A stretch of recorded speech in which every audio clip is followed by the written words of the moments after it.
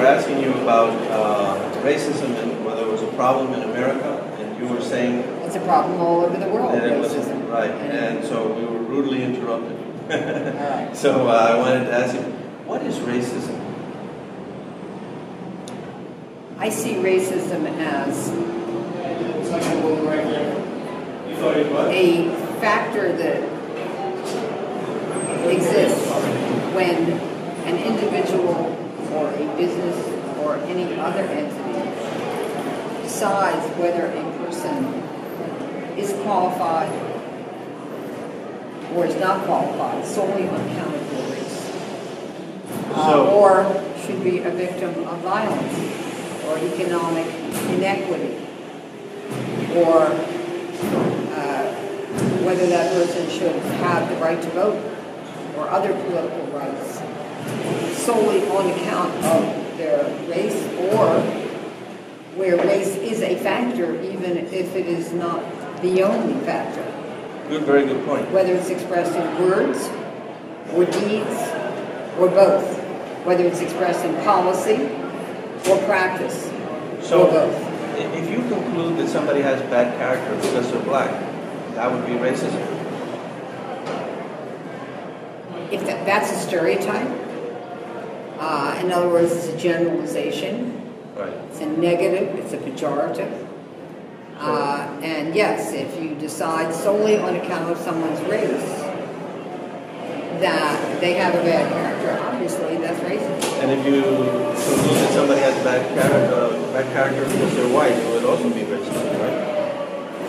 I think so, yes. So if you won't let someone into your club or your organization because they're black, that's racism, right? That's correct. And if you won't let them into your club or organization because they're white, that's racism.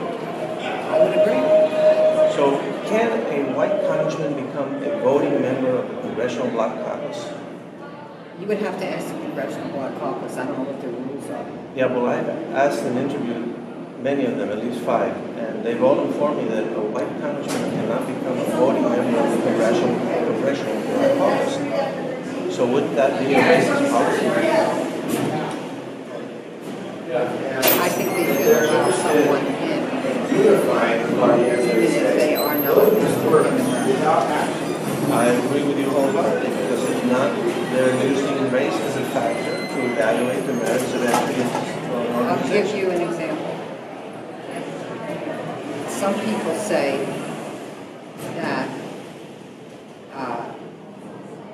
it's the national organization of women and that men are not allowed. That's not true. It's a national organization for women. And men are allowed, and men have had leadership positions in that organization. I was the president. Excellent example. Yes. Thank you. I was the president of Los Angeles chapter of the National Organization for Women back in the 70s. Yeah, just because you don't have the race that is in concern doesn't mean that you cannot be concerned with the people in that race. Absolutely. And so, yes, I would agree.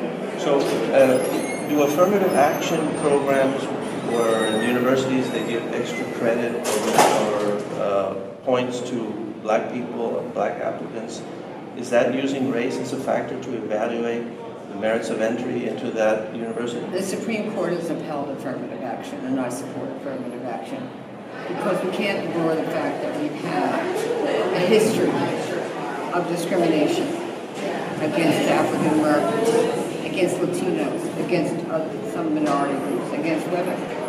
And that needs to be remedied by affirmative action. So that's fine with me. I don't make any apologies for it. But are they using race as a factor to evaluate the merits of entry into the university when they use race as a factor? I think what they're looking at is a need to have a diverse educational workplace, which is what an institution of higher learning is. We all benefit from one-on-one contact with people of different races, different genders, people of different sexual orientation. Does the race determine your ideology and philosophy? And when we did not have affirmative action, we did not have diversity. And so there's still a need for it. And the Supreme Court has recognized that, even certain conservatives on the Supreme Court, and I certainly and agree with that decision of the Supreme Court. I'm only going to have another minute or so. But they are using race as a factor to evaluate the merits of entry into the university. They're, right? you know, they want to have it. Previously, you said that was racist. Well, I mean, the question is, these are different situations, okay? These are different situations. You just asked me about an educational institution. Right. Okay. And there, the goal is to have diversity in the population, okay? So one has to understand that that's a need there. Now, Congressional Black Caucus, you know, I think they would benefit from opening that up, but you know, that's where it is. I have one last question. Should you judge people based on their actions, or should you judge them based on the group from which they come? So, like the race. Well, I mean, you know, the group. You mean the race? The race, yes. Well, I think I'm interested in integration. I'm in favor of segregation. So everybody should be judged based on their individual actions, right? We have to. This is the last one, as I said. We have to rest. You can do it outside. You just can't do it inside. Well, okay, I'm going to just answer this, and as I told you, I have I'm out of time for questions. Okay, well, Gloria, thank you very much. So we need integration, not segregation. The only way that we have been successful in integrating African Americans and women is through affirmative action. So I think I made my point. You've made your point, action, and I've made mine. So thank you. Okay.